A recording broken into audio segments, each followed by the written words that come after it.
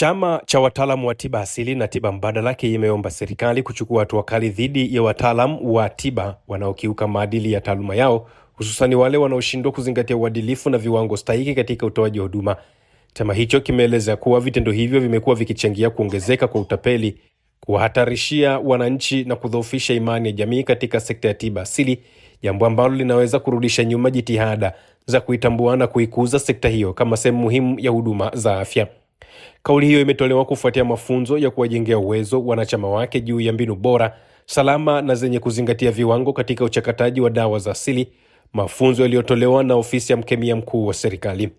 Chama kimesisitiza kuwa elimu hiyo itasaidia kuongeza uwajibikaji, kuimarisha ubora wa huduma na kuhakikisha wataalamu wa tiba asili na tiba mbadala wanafanya kazi kwa kuzingatia maadili, sheria na usalama wa watumiaji wa huduma hizo. Ili kuwajengea uwezo na uelewa zaidi, tumeona ni vema kuandaa mafunzo ya uchakataji salama kwa waganga wa tiba asili na tiba mbadala kwa mikoa ya Mara, Simiyu, Mwanza. Kwa malengo haya ni pamoja na kwanza, waganga kupata mafunzo ya kujua uchakataji salama wa dawa za asili kutoka katika mamlaka ya mkemia mkuu wa serikali. Lengo ni kuwajengea uwezo na uelewa waganga wa tiba asili na tiba mbadala kuweza kujua kuandaa dawa zao, ikiwa ni pamoja na uchakataji na uchukuaji wa sampuli za dawa zao na kuzipeleka kupimwa katika maabara ya mkemia mkuu wa serikali. Mbili, waganga wa tiba asili na tiba mbadala watafundishwa kujua mbinu bora za utengenezaji wa dawa, kujua hatua muhimu za dawa mitishamba zinatayarishwa kutoka katika malighafi za asili ya mimea, kujua uvunaji na ukusanyaji, kujua usindikaji baada ya uvunaji na wakati wa mchakato wa utengenezaji wa dawa asili. TAMISOTI tunaamini kuwa elimu ndio msingi wa maendeleo. Kwa kuwapatia elimu na kuwajengea uwezo na uelewa hasa kupitia mamlaka ya serikali, tunaamini kuwa wanachama wetu watakuwa na mienendo inayotofautiana na wengine ambao watafanya kazi zao kwa kukiuka maadili na miko ya tiba asili na wanajihusisha na vitendo vya kihalifu na kufanya uhalifu. Katika kufanya utekelezaji wa shughuli zetu, jumuiya hizi tunakutana na changamoto mbalimbali kama zifuatazo. Kwanza, viongozi wa jumuiya kushindwa kuwajibika ipasavyo kwa kuwekewa vikwazo na baadhi ya watumishi wa serikali waliopewa mamlaka ya kusimamia, kudhibiti na kuendeleza taaluma ya tiba asili. Wawekea vikwazo viongozi wa taasisi visivyo na tija, jambo linalowafanya washindwe kuwajibika ipasavyo katika kutekeleza majukumu katika maeneo yao husika, ngazi ya kiutendaji na utawala kwa mujibu wa katiba zao. Watumishi hao wanaweka vikwazo kwa taasisi wakati wakijua kuwa taasisi imeandaa shughuli zake kwa kufuata utaratibu, kanuni, miongozo na sheria za nchi. Pili, kumekuwepo na changamoto katika mamlaka za halmashauri. Jumuiya inaomba kupewa ushirikiano kutoka katika mamlaka hizo ili jumuiya itekeleze majukumu yake. Mamlaka hizo hazitoa ushirikiano wao, jambo ambalo linaleta ukwamishaji wa jitihada na jumuiya husika, kwani wanapokwenda kutekeleza majukumu yao wanakwamishwa na watendaji wa kata na vijiji kwa kudai kuwa wapewe barua za idhini kutoka katika ofisi ya wakurugenzi ambako ndiko ushirikiano huo hautolewi, jambo ambalo ni kinyume na maelezo ya serikali kwa msajili wa jumuiya hizo kuwa jumuiya zote zilizosajiliwa kisheria zinapaswa kutoa taarifa kwa wakuu wa wilaya wa maeneo husika yaliyo kwa matawi ya jumuiya hizo. Bado kuna changamoto ya waganga wa tiba asili na tiba mbadala kuto kushirikishwa katika vikao vya maamuzi, jambo ambalo linawanyima fursa ya kuamua mambo yao wenyewe na wanataaluma wa tiba asilia, lakini utakuta mambo yao yanaamuliwa na mamlaka zingine ambao hawana taaluma ya tiba asili na kuwaletea waganga wa tiba asili kufanya utekelezaji bila kushirikishwa, jambo ambalo linawanyima uhuru na haki ya kuamua mambo yao wenyewe kama wanataaluma. Kuna changamoto pia ya uelewa mdogo wa waganga wa tiba asili na tiba mbadala. Lakini bado kuna wataalamu wa tiba asili ambao wanafanya kazi zao kwa kujificha na hawataki kujulikana. Pia wataalamu hawa hawafuati utaratibu wa kisheria na kufuata misingi ya tiba asili, kufuata miko na maadili ya taaluma ya tiba asili, jambo ambalo linawaingiza katika tuhuma mbalimbali za kujihusisha na vitendo vya kihalifu. Kwa kuwa mafunzo haya ya mkemia mkuu ni kuwapatia utaalamu waganga wa tiba asili kujua uchakataji salama, ubora wa dawa za asili, naamini tutapata kianzio cha wataalamu walioaminiwa na serikali. Hivyo kwa kupitia fursa hii ni vema mchakato huu wa kuwa na zahanati ya mivunjiko ya mifupa ya utalii na yenye hadhi ya kitaifa uendelezwe katika mchakato wa kuifungua Ukerewe tunayoitaka katika sekta ya utalii. Hapo mganga bingwa kutoka Sumbawanga hayatakuwepo. Mheshimiwa mgeni rasmi, mganga bingwa toka Sumbawanga. Kwa hiyo wagonjwa amewaona Ukerewe, ila huko hawapo. Mnaitaka mabango nini? Hasa mganga bingwa toka Sumbawanga leo aje weke bango hapa, ameacha wagonjwa wake kule Sumbawanga.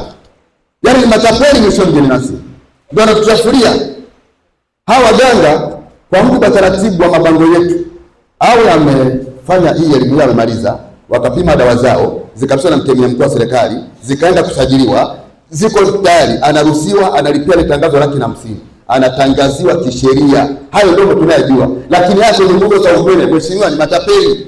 Asili iligeuka, wa kwanza amekuwa wa mwisho, wa mwisho amekuwa wa kwanza. Shida kubwa ni elimu.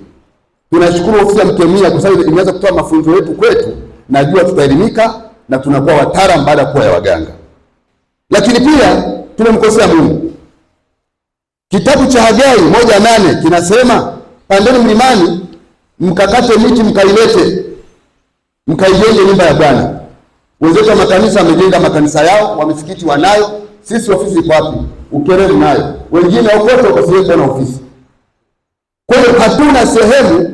Mungu anasema wakusanyika pote wale watatu, Mungu kati yao.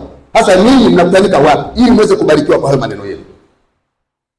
Kwa ninaomba mkawe na vituo vyenu, mkatekeleza agizo la Mungu.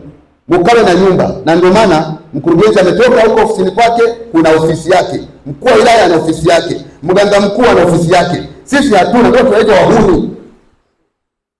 Ikitokea mambo malamba yametokea hapo, wataka ofisi aulize, mratibu ataulizwa. Akauliza ofisi ya nani? Afuate nyumbani kwetu.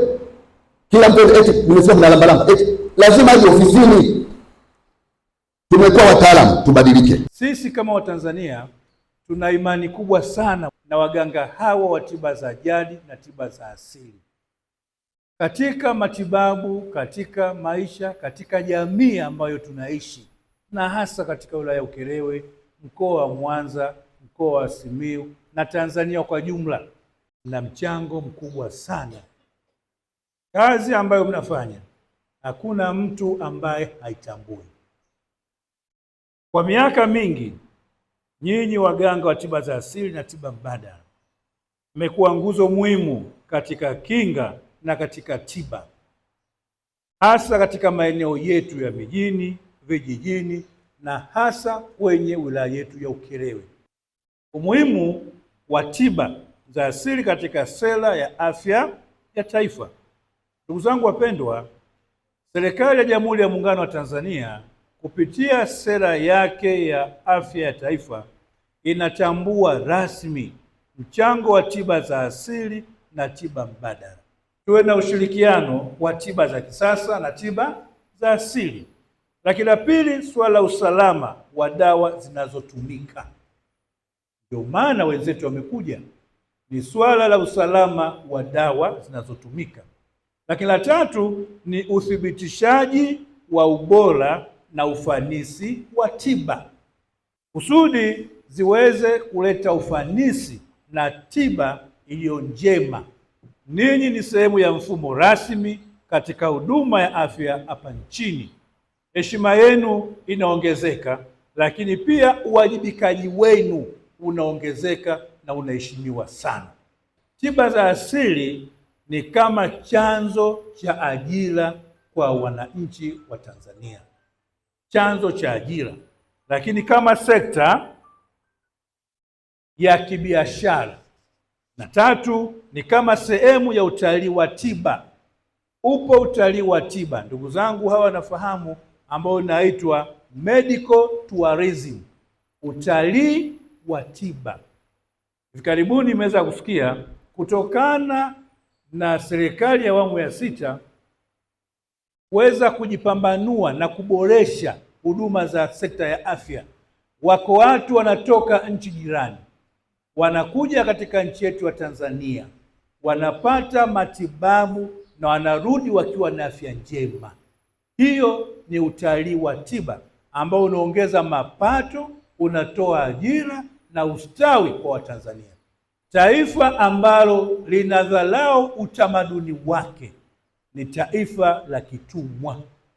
Ni mtumwa tu ndio hajui utamaduni wa kwao. Tiba za asili si tu kwamba ni dawa. Tiba hizi ni sehemu ya utambulisho wetu kama Waafrika. Tunapoelekea kutangaza utalii wa wilaya ya Ukerewe, tunapoelekea kujenga makumbusho ya kihistoria na utamaduni ya wilaya ya Ukerewe, tunaomba na sisi tuwe sehemu ya mafanikio hayo. Naomba niwajibu moja kwa moja, hakuna haja ya kuomba, nyinyi ndiyo sehemu kubwa ya mafanikio hayo. Huwezi ukazungumzia mila, desturi na utamaduni wa Wakerewe ukasahau kuwaacha hawa ambao ndio wenye mila zao, ambao wanaenzi mila hizo, ambao wanatukuza in practice.